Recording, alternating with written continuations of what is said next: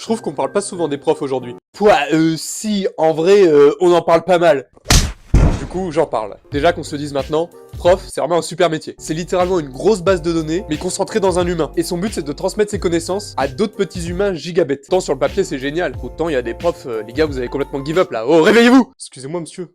Pour l'interro, on a le droit à nos cours. Ouais. On a le droit à la calculatrice. Ouais. Et à Internet. Ouais. Et à l'IA. Ouais. Et au corrigé. Ouais. Après, c'est quand même cool, l'école. Bah, y a quand même des gros classiques qui parlent à tout le monde, comme cette image. Ils devraient la remettre au goût du jour, d'ailleurs. Je sais pas, ils pourraient prendre Gare de Lyon à Paris, par exemple. Pendant mes études post-bac, j'étais tombé sur pas mal de spécimens aussi. Par exemple, pour valider mon année, je devais avoir un certain nombre de points. Si je te raconte ça, c'est que tu te doutes que ces points, je les avais pas du tout. Et quand on n'a pas suffisamment de points, tu l'as fait très courte, on passe devant un jury pour expliquer les raisons de pourquoi est-ce qu'on a loupé. Ouais, une genre de séance psy, quoi. Mais il faut savoir que je pouvais quand même récupérer ces points. Seulement si je prenais une matière en plus l'année suivante. Et en gros, la discussion s'est passée comme ça. Ouais, j'ai loupé mon année, ouais. Mais si l'année prochaine, je prends une autre matière, je rattraperai les points que j'ai manqués. Ah, ta gueule. D'après mes calculs, c'est pas possible. De quoi? Non, mais j'ai fait des calculs, c'est pas jouable. Oh, mais de quel calcul tu me parles? C'est une addition. T'as juste ajouté, rattaché, totalé, opérationné, extensionné. Après, je peux comprendre que les profs soient dépassés. Hein. Faut voir ce qu'ils ont en face d'eux aussi. Pour les étudiants, c'est devenu des animaux.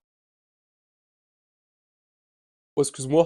T'as pas une feuille? Si, ouais. Oh, merci, T'as pas un stylo? Si, ouais. Oh, merci, T'as pas de la colle? Si, ouais. Oh, merci, T'as pas une pile? Ouais, c'est ma dernière, mais si, ouais. Oh, merci, Pas une casserole? Si, ouais. Ouais, merci. Pas un défroisseur? Si, ouais. Ouais, merci. Pas un surligneur? Ah non, ça par contre, j'ai pas. Putain! J'en ai vu des choses en 22 ans d'études. Excusez-moi, monsieur, pour l'interro, on a le droit à la calculatrice? C'est une dissertation de philosophie, Jovan. M'étonne que j'aurais jamais eu le courage d'enseigner. Enfin, je dis que j'aurais jamais eu le courage, mais en fait, je vous mens complètement. Parce que j'ai été prof quelques mois. C'était pour une matière un petit peu particulière qui t'offrait l'opportunité d'enseigner ce que tu voulais à des enfants en primaire. Donc j'ai choisi d'enseigner les bases de la mécanique. Ouais, je sais, il y avait carrément mieux à faire, ouais. Et en vrai, c'était super. J'ai enfin compris cette fameuse phrase.